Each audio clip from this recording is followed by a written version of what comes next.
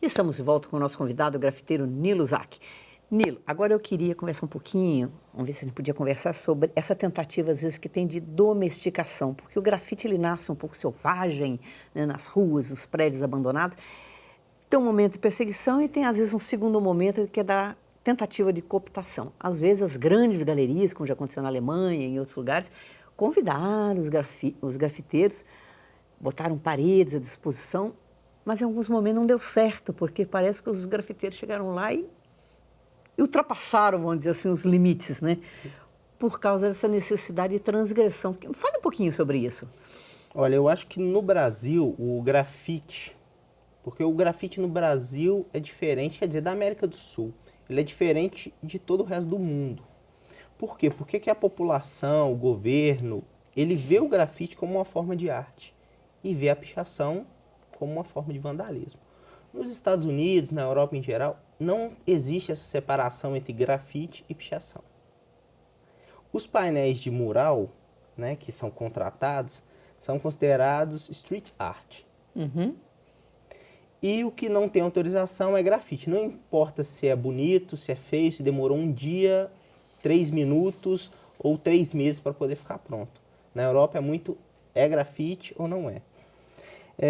Essa questão da transgressão aqui no Brasil está muito ligada à pichação. Você falou de um evento que aconteceu. Tem um pichador de São Paulo, Jan Cripta, que ele foi chamado para uma Bienal de Arte, se eu não me engano, em Amsterdã. Depois o público de casa pode dar uma acessada na internet e ver se as informações estão certas.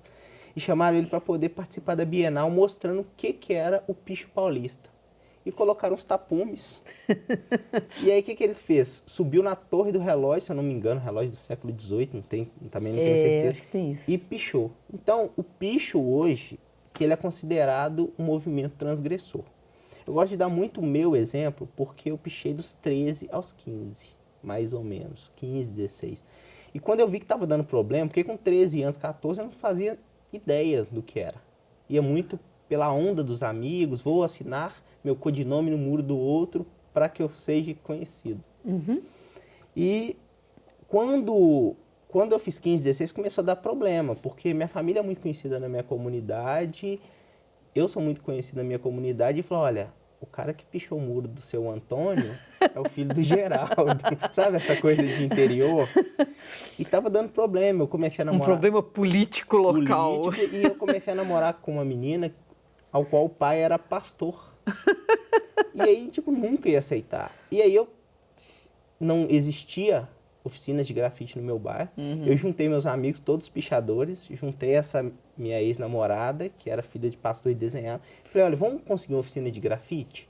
Porque com grafite a gente pode rabiscar o muro do outro e ainda receber para isso. Era a minha ideia com 15, 16 anos. Você foi bem pragmáticozinho, né? E aí nós fizemos um abaixo-assinado. Foi pouquíssimas pessoas, tipo 20, mas já foi o suficiente para que nós conseguíssemos uma oficina no Fica Vivo. Mas por que eu estou contando essa história? Porque já que o Brasil dá essa abertura para que nós, os artistas de rua, possamos fazer nosso trabalho de forma legalizada, sabe, sem cometer nenhuma infração, por que fazer de outra forma? Por que não usufruir disso, né? Exatamente, igual, por exemplo, eu gosto muito de grafite raiz, né, que o povo fala, eu tenho revistas e mais revistas em casa de vagões do metrô de Nova York, de Paris, pintado, acho lindo. Mas aqui em Belo Horizonte é diferente. Eu fico brincando que aqui é uma roça evoluída, sabe? Então, se aqui o dono de um muro, ele autoriza eu pintar o muro da casa dele, e autoriza mesmo, se você chegar e bater, por que eu vou pular na linha do metrô para poder grafitar? E aí eu penso muito nisso, assim, às vezes a gente tem que escolher ir pelo caminho mais fácil. Por que não? E aí, no caso, o caminho mais fácil para quem faz pichação não é a pichação, é o grafite. Porque você pinta, você não tem problema com ninguém. Então, a minha escolha para o grafite foi exatamente essa. Por que eu vou escolher ter problema, sabe, de arriscar de ser preso? Embora é direito do outro também escolher outro caminho, né? Exatamente. Você escolheu esse, que é, digamos, um caminho mais confortável.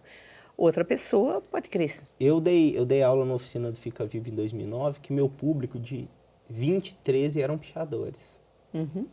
E aí a galera juntava na oficina e falava, olha, hoje a gente vai sair e vai pichar tal bairro. Eu, como professor, eu tentava contornar aquela situação, mas em um momento eu posso coibir, sabe?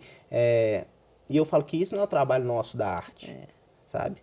Acho que isso já é um trabalho mais legal, de questões Envolvem. justiça. Então, eu acredito que a questão do grafite é tentar amenizar isso. Se na década de 80, o meu professor, que foi o Roberto Robocop, já foi preso grafitando viaduto, hoje, graças ao trabalho que ele desenvolveu comigo, que eu venho desenvolvendo com os jovens, eu consigo chegar num viaduto e pintar sem ter problema nenhum. Já fiz isso várias vezes. Então, como é que você vê o caso Dória em São Paulo? Né? O que aconteceu? O prefeito, numa daquelas suas performances, né? Agora ele se veste de como é que é? De varredor de rua, outra hora não sei de quê, ele resolveu pintar uma parede grafitada e botar uma Sim, tinta na verdade, eu cinza. acredito que foi o maior mural de grafite da América Latina, que Quer foi a dizer, 23 de maio. Nossa, quer dizer, ele foi Ele sim fez um ato de vandalismo contra uma obra, Olha, né? aquela rua que ele pintou era tão importante para o cenário mundial do grafite que ali tinham trabalhos de grafiteiros,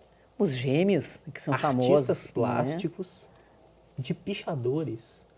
Foi um momento único em São Paulo onde os pichadores se juntaram na mesma parede com artistas plásticos e grafiteiros. Uma obra coletiva. Sim. E aí ali tinham vários artistas em prol de uma coisa. E aí ele vem e apaga tudo. Então Quer ele dizer, apaga a história da cidade. E aí, por Quer exemplo, dizer, é um gesto, então, de autoritarismo e de ignorância, vamos dizer assim, sabe no o que sentido aquela de ação, ignorar. sabe o que aquela ação me lembrou? Quando Hitler mandou caçar os artistas, no qual ele achava, se eu não me engano, era arte degenerativa. Degenerada. Degenerada, isso. Isso. Aquilo me lembrou muito essa ação do Hitler, sabe?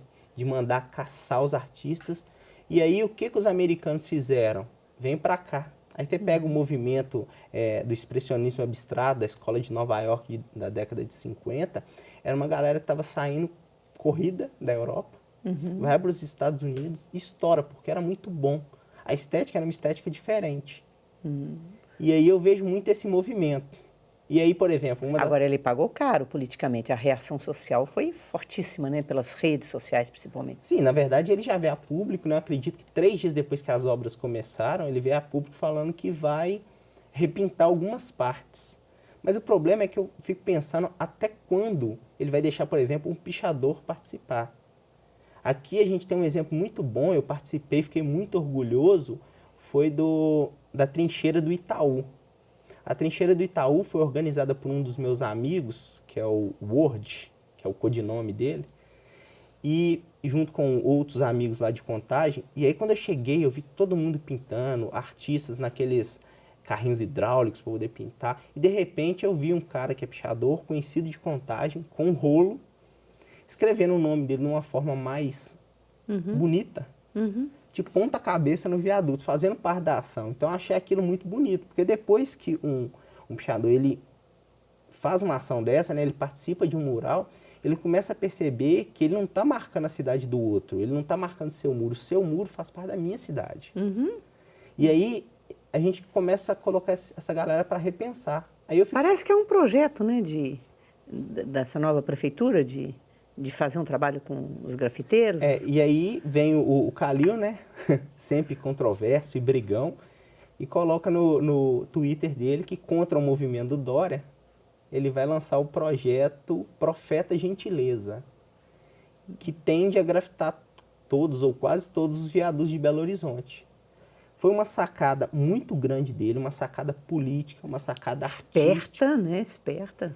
E eu acredito que isso vem não só dele, né, mas dos assessores, o Paulo Lamac, que é o vice-prefeito. Eu já fiz alguns grafites para ele antes dele ser vice-prefeito, ele já fez algumas ações no Taquaril e tal. Então, é um projeto que envolve outras coisas. Por exemplo, no antigo governo municipal, do Márcio Lacerda, teve um projeto no qual eu não quis participar, por questões políticas. Porque eu senti que não era um projeto inclusivo. Eu tenho uns amigos que participaram da curadoria e falaram, não, Nilo, é muito inclusivo e tal, mas eu não senti isso. E aí, quando eu não sinto, eu não participo. Então, eu acredito que o grafite ele tem que ser cada vez mais inclusivo, colocar pessoas para pintar, diversos estilos, diversos conceitos.